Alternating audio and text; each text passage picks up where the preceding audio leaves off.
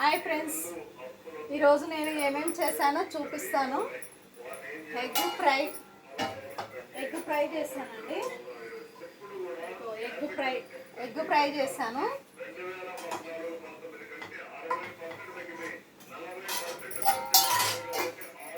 Egg fry చేశాను. తర్వాత చపాతి తర్వాత కాకరకాయ తాలింపు ఫ్రెండ్స్. చూడండి, కాకరకాయ తాలింపు, చపాతి, ఎగ్గు. ఎలా ఉన్నాయి నా వంటలు? మీకు నచ్చినట్లయితే షేర్, లైక్, కామెంట్ చేయండి కామెంట్ బాక్స్లో ఫ్రెండ్స్. చూడండి, ఎగ్గు, చపాతి.